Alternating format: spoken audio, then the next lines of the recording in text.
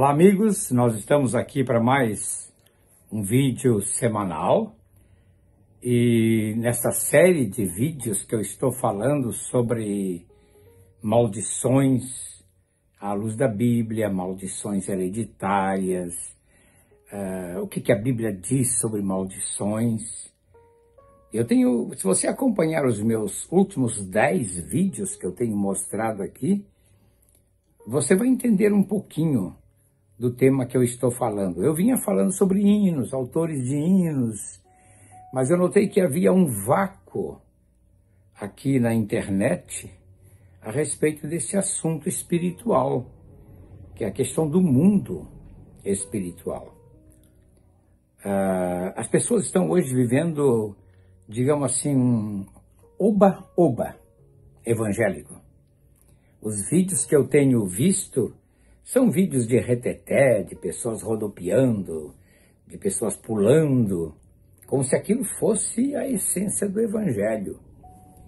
Mas não percebem essas pessoas que estão incorrendo na mesma prática das religiões ocultistas. Então eu quero mostrar alguns textos da lei mosaica que fala a respeito deste assunto. Eu vou lá para o pregador Derek Prince, já falecido.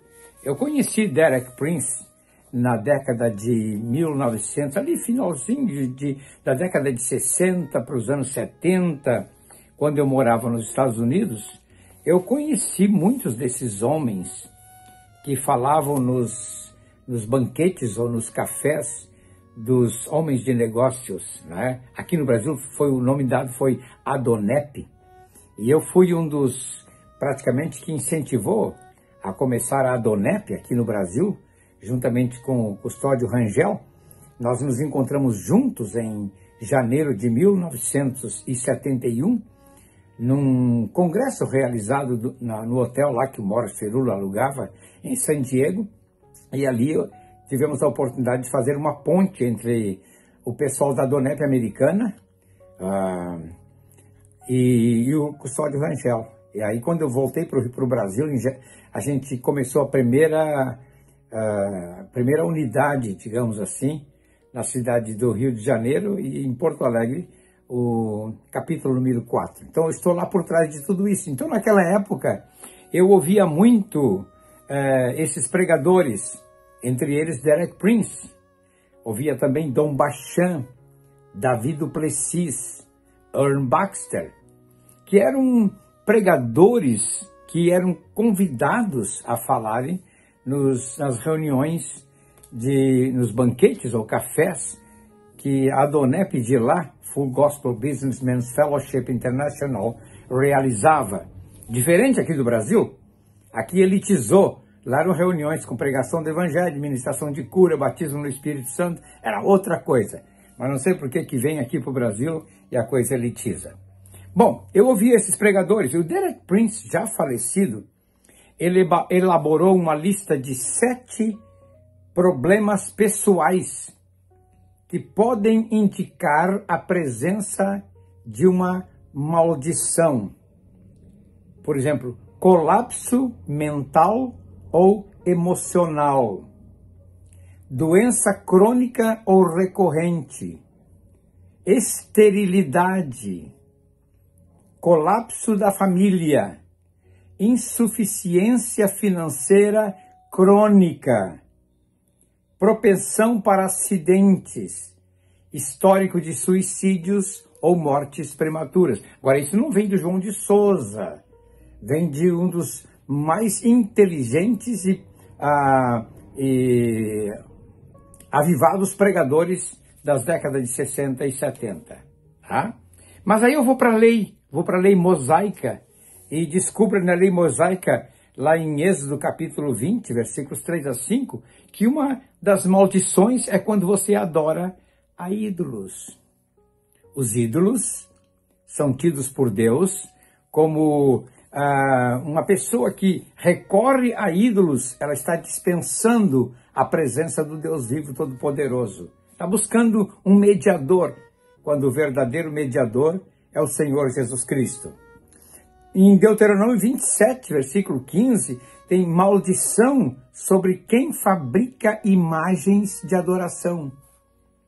Então, eu fico com pena desses fabricantes de imagens, ganham muito dinheiro, mas estão debaixo de uma maldição.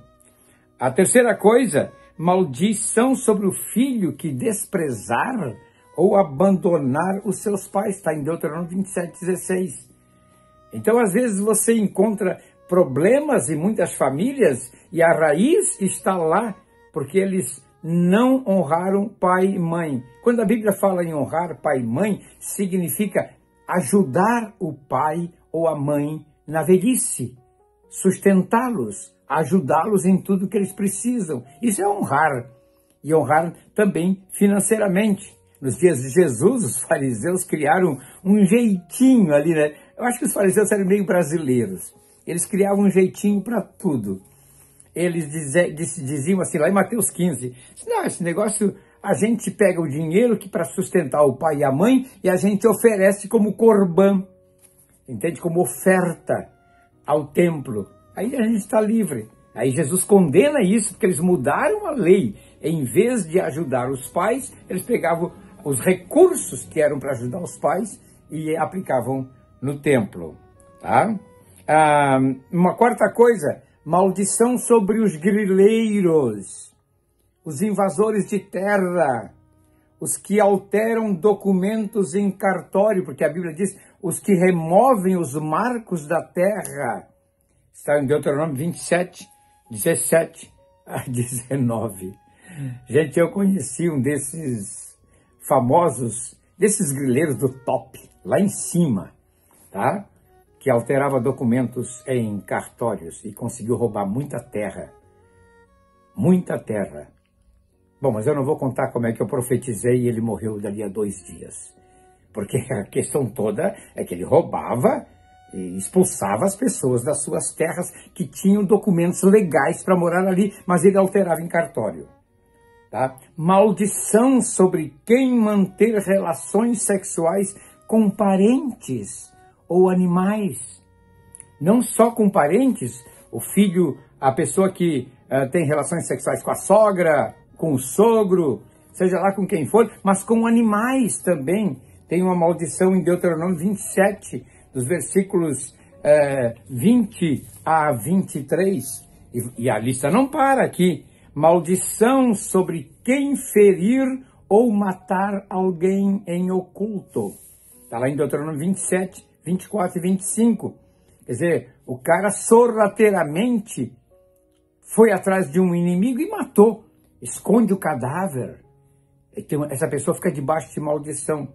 Maldição sobre aqueles que falam mal ou lutam contra a nação de Israel. O Brasil está debaixo de maldição, gente.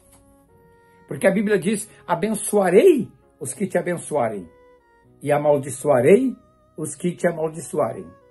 Então nós tivemos assim essa gangorra. Durante um tempo o Brasil foi abençoado porque abençoava Israel. Aí depois ele é amaldiçoado porque amaldiçoa Israel. Então as coisas não vão bem neste país enquanto a política exterior não mudar essa questão.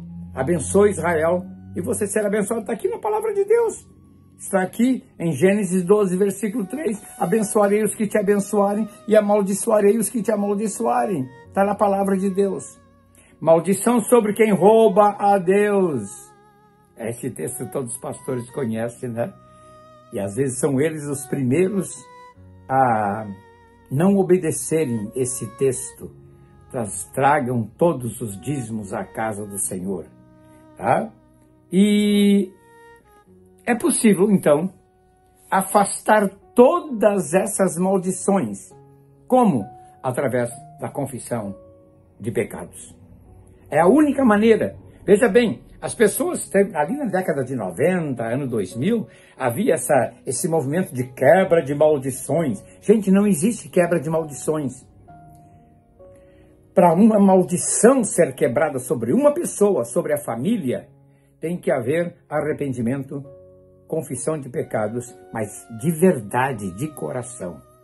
Então, se você tem algumas dessas coisas na sua vida, você tem que saber que o único meio é arrepender-se dos seus pecados. Não se esqueça de se inscrever aqui, colocar o seu joinha, porque é o seguinte, é a única linguagem que os algoritmos da internet entendem. Se a pessoa visualizar e não fizer, não botar um comentário, não botar um joinha, a internet vai entender assim, esse vídeo aí não tem relevância. Mas quando descobre que tem muitos joinhas, eles descobrem que o assunto tem relevância e começam a postar mais seguidamente. Muito obrigado, Deus abençoe você e até um próximo vídeo.